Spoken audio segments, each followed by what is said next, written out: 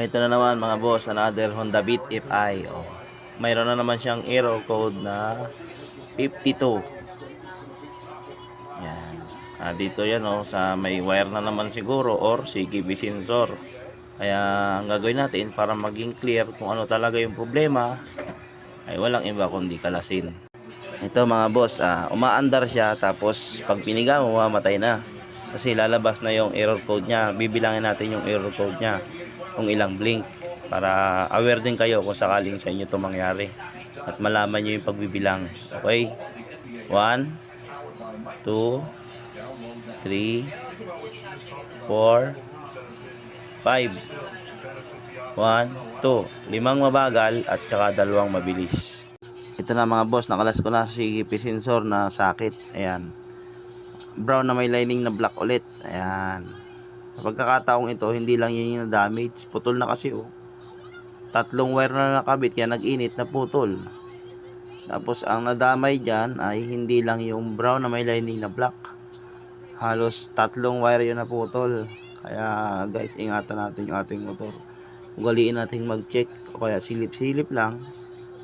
Ayan, okay, putol na, wala na to. Kaya dudugtong natin, sobrang sagad nga lang, kaya kailangan natin hinangin para madugtong natin ng maayos. Ayan, tatlong wire dali niya, white na may lining na red at saka white na may lining na blue.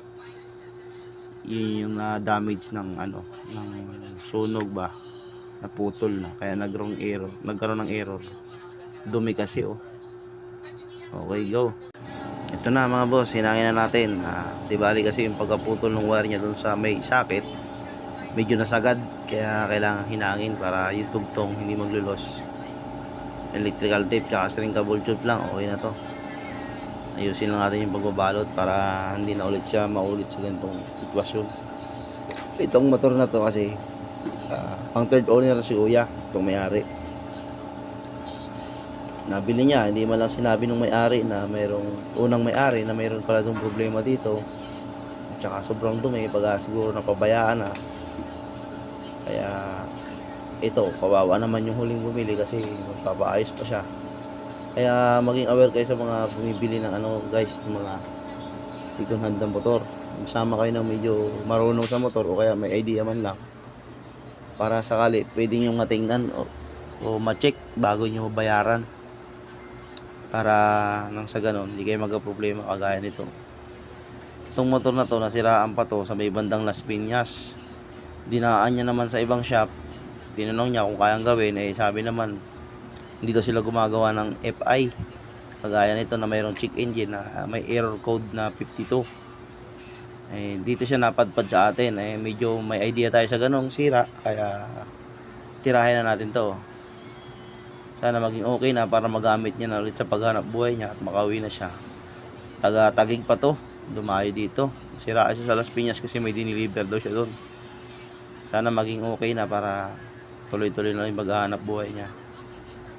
Okay, di bali gawin na natin, tapusin na natin to para makauwi na siya, maging okay na sana lahat.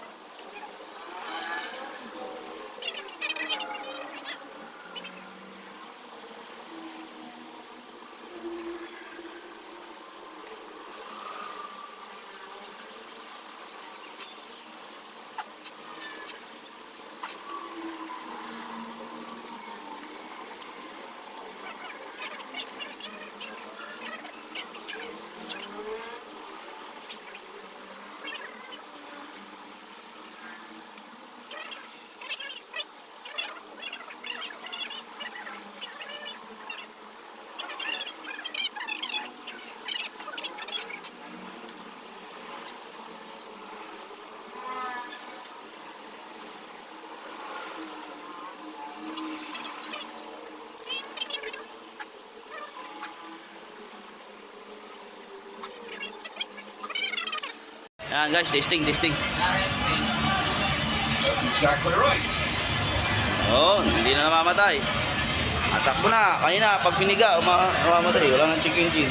3:49 left here in Okay the na. third. There shouldn't be Yun o, kaya si boss o.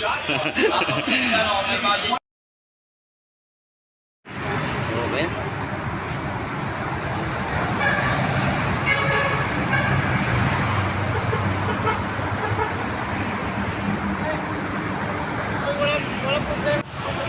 Ayun o. Okay na. Bye bye boss. Ingat. May pag-uwi pa si boss o.